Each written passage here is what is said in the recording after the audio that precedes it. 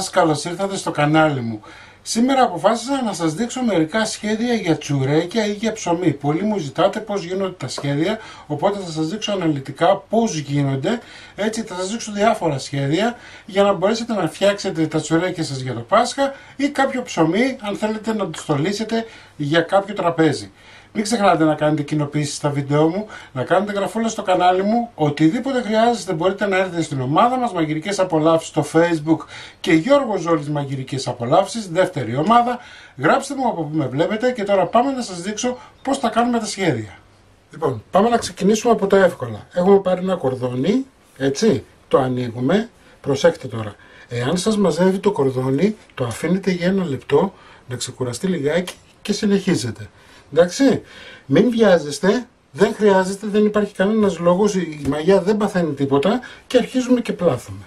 Ό,τι σας λέω τώρα ισχύει και για όλα τα υπόλοιπα.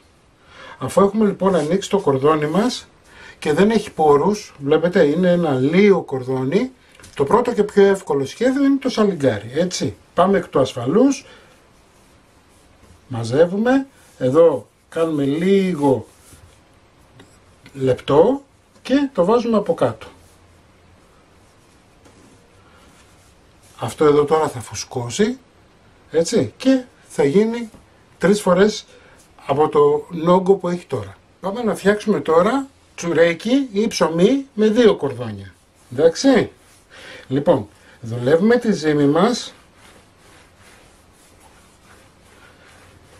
Το κάθε κορδόνι από αυτά είναι 250 γραμμάρια. Δηλαδή αν θα κάνετε τσουρέκι θα σας βγάλει ένα τσουρέκι του μισού κιλού. Το ανοίξαμε, το αφήνουμε λίγο στην άκρη και ανοίγουμε το επόμενο. Αφήνουμε δηλαδή χρόνο στο ένα κορδόνι να ξεκουραστεί για να μπορέσουμε να το δουλέψουμε καλύτερα. Παίρνουμε το άλλο, το ανοίγουμε, κοιτάξτε τώρα πως ανοίγει, πολύ πιο εύκολα. Προσπαθούμε να είναι ομοιόμορφο το κορδόνι, έτσι, και αυτό θα το πετύχετε με το πλάσιμό σας. Πάμε να ανοίξουμε και το άλλο.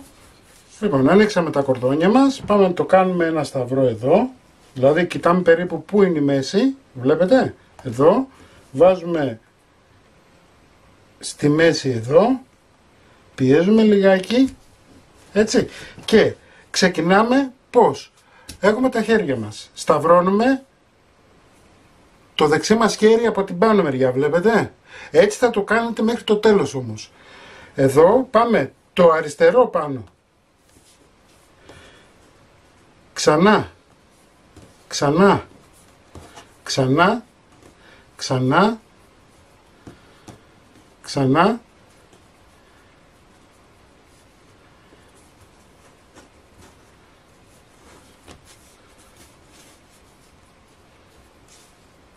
Διορθώνουμε λιγάκι. Και αφού έχουμε πιάσει εδώ, τι θα κάνουμε, πιέζουμε με το χέρι μας, κάνουμε ένα κορδονάκι, γυρνάμε ανάποδα το τσουρέκι μας ή το ψωμί μας και το χώνετε σε ένα από τα κορδόνια. Και πάμε τώρα να φτιάξουμε την κοτσίδα. Αυτή που συνήθως φτιάχνουν όλοι τα τσουρέκια τους. Λοιπόν, ανοίγουμε. Εάν βλέπετε ότι σας μαζεύει, αφήνετε, ξεκουράζετε, όπως σας είπα και πριν.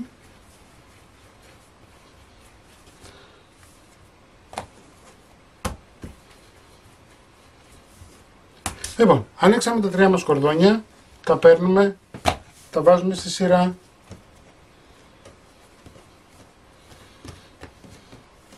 Και τι κάνουμε, δεν ξεκινάμε ποτέ από την πάνω μεριά, ξεκινάμε από τη μέση. Και απλά ακουμπάμε, δεν πιέζουμε καθόλου. Βλέπετε. Δηλαδή αν θα δείτε εδώ, κοιτάξτε, έχει κενό. Κλείνουμε και πιάνουμε την κοτσίδα μας έτσι, τη γυρνάμε ανάποδα και συνεχίζουμε το πλέξιμο.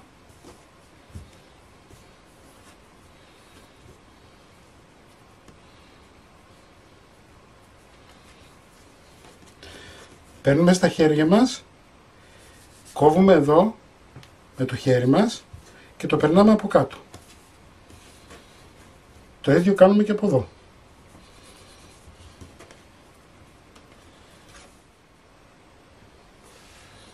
Έχω κόψει ένα ζυμαράκι των 300 γραμμαρίων, έτσι, το ανοίγω κορδόνι,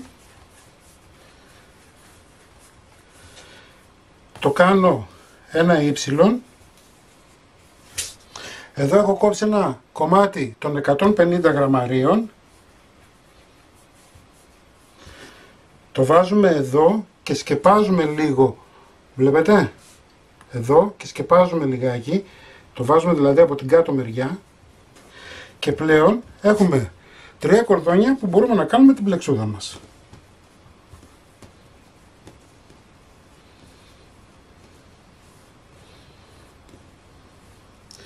Αυτή είναι η πιο εύκολη εκδοχή της κοτσίδας. Βλέπετε, παίρνετε αυτό εδώ, το βάζετε από κάτω και τώρα έχουμε μια ωραιότατη πλεξούδα την οποία θα κλείσουμε εδώ, όπως κλείσαμε όλα τα υπόλοιπα. Και αυτό το κάνουμε για να μην φύγει το ζυμάρι.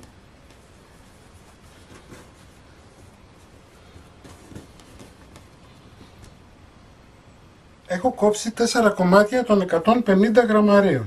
Εντάξει, δηλαδή αυτό θα μας βγει 600 γραμμάρια. Έχω ανοίξει τα κορδόνια μου. Και τι θα κάνω τώρα, παίρνω αυτό εδώ και βάζω εδώ.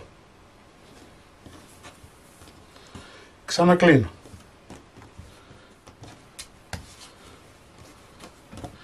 Λοιπόν, έχω δημιουργήσει ένα σταυρό. Το βλέπετε?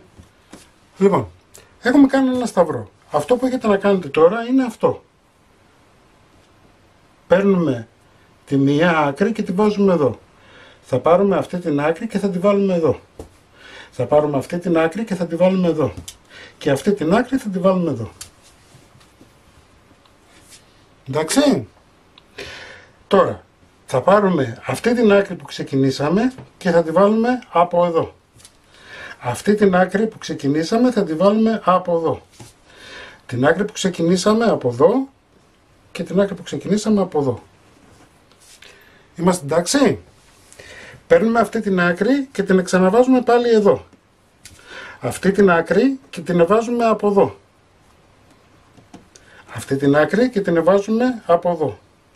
Από την πάνω μεριά, έτσι. Και αυτή την άκρη την βάζουμε από εδώ.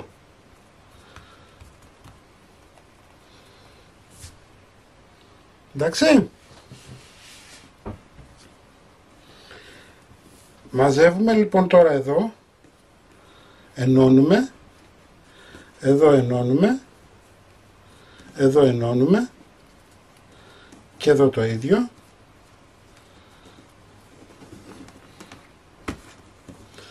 Βάζουμε, τα ενώνουμε μεταξύ τους, βλέπετε τι κάνω, τα ενώνουμε μεταξύ τους και το περνάμε από την κάτω πλευρά. Εδώ, τα ενώνουμε μεταξύ τους, εδώ, και τα περνάμε από την κάτω πλευρά. Το ίδιο θα κάνουμε και από εδώ, ενώνουμε μεταξύ τους, το περνάμε από την κάτω πλευρά, το ίδιο θα κάνουμε και από εδώ, ενώνουμε μεταξύ τους, εντάξει, και το περνάμε από την κάτω πλευρά, για να μην μας φύγει.